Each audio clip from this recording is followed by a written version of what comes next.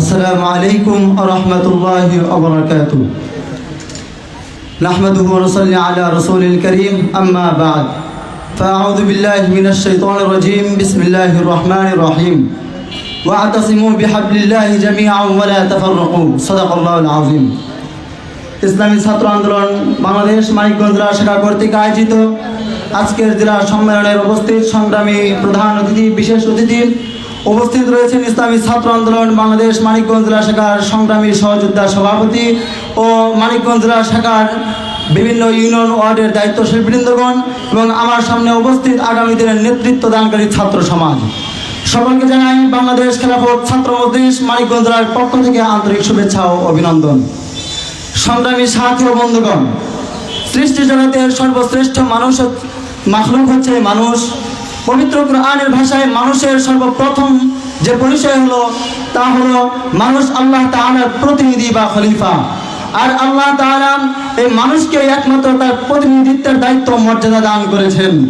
আর একজন প্রতিনিধির কাজ হলো তার মালিকের মর্জি মোতাবেক সবকিছু পরিচালনা করবেন। তাই মানুষের দায়িত্ব কর্তব্য হলো আল্লাহর জমিনে আল্লাহর দিন আল্লাহর আইন বাস্তবায়িত করা। যদি আমরা আল্লাহর জমিনে আল্লাহর দিন বাস্তবায়িত করতে পারি, ইসলামী হুকুমত কায়েম করতে পারি, তাহলে আদায় হবে আমাদের সেই প্রতিনিধিত্বের দায়িত্ব কর্তব্য এবং আমরা রক্ষা করতে পারবো আমাদের প্রতিনিধিত্বের দায়িত্ব মর্যাদা। সংগ্রামী সাথী ও বন্ধুগণ, কিন্তু আজ আমরা কি সেই প্রতিনিধিত্বের দায়িত্ব পালন করতে পেরেছি? আজ আমরা কি সেই প্রতিনিধিত্বের সম্মান ধরে রাখতে পেরেছি? আজ আমরা কি অসহায় মানুষের পাশে দাঁড়াতে পেরেছি?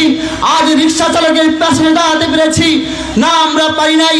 আমরা আজ শ্রমিকের অধিকার ফিরে দিতে পারি নাই, রিক্সা চালকের অধিকার ফিরে দিতে পারি নাই, অসহায় মানুষের পাশে দাঁড়াতে পারি নাই।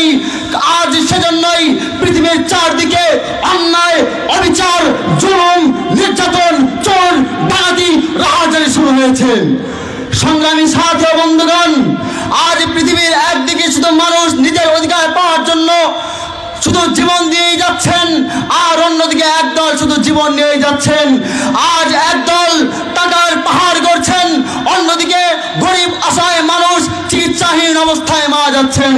ঠিক পৃথিবীর এই ক্রান্তি লগ্নে আজ মানব সমাজ মুসলিম উম্মাহ একটি সংগঠনের দিকে, ইমানি সংবদ্ধ একটি কাফলার দিকে তাকিয়ে রয়েছে, যে আগামীর এই সমস্ত বাধা বিপত্তি বাতিল শক্তিকে মোকাবেলা করে এদেশে ইসলামী হুকুমত কায়েম করে রিক্সা চালকের অধিকার ফিরে দিবে, গরিবের অধিকার ফিরে দিবে এবং অসহায় মানুষের অধিকার ফিরে দিবে। সংগ্রামী সাথী ও বন্ধুগণ, বর্তমান বাতিল শক্তি যে জিনিসটাকে ভয় পায় তা হলো আমাদের ইসলামী দল সমূহের ঐক্যবদ্ধতা। তা চায় আর যদি ইসলামী দল সমূহ ঐক্যবদ্ধ হয় তাহলে আমরা আমাদের মাকসাদ পূরণ করতে পারবো না, আমরা আমাদের উদ্দেশ্য পূরণ করতে পারবো না।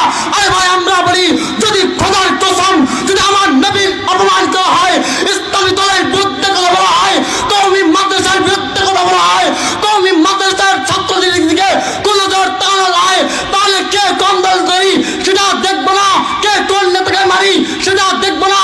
আমাদের দলের নাম ভিন্ন হতে পারে, সবাই মুহাম্মদের উম্মত হিসাবে আবার কাফনে কাফন পরে রাজপথে নামবো, আবার রাজপথে নামবো।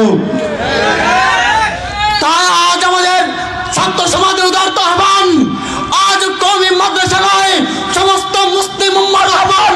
আমরা আমাদের রাহবারদেরকে বলবো, আমাদের নেতৃবৃন্দদেরকে বলবো, আমরা যেন আগামীতে ঐক্যবদ্ধ হয়ে কাজ করতে পারি। সংগ্রামী সাথী বন্ধুগণ, স্বাধীনতার 53 বছর আমরা আমাদের দলের সংগঠনের দাওয়াত দিতে পারি নাই, আমাদের মনের কথাগুলো প্রকাশ করতে পারি নাই। যখন আমরা আমাদের মনের কথা প্রকাশ করতে গিয়েছি, আমাদেরকে জেল দেওয়া হয়েছে, জুলুম দেওয়া হয়েছে, অন্যায় করা হয়েছে, অবিচার করা হয়েছে। হে আগামী দিন এবার আমরা সুযোগ পেয়েছি আমাদের মনের কথাগুলো বলার, আমাদের অধিকার ফিরে পাওয়ার সুযোগ পেয়েছি। এবার শুধু আমরা একটা বিপ্লবী ডাকের অপেক্ষায় হয়েছি, যদি আমাদের সাথে বৈষম্য করা হয়, আমাদের অধিকার ফিরে দেওয়া হয়, আবার যুদ্ধ হবে, আবার যুদ্ধ হবে।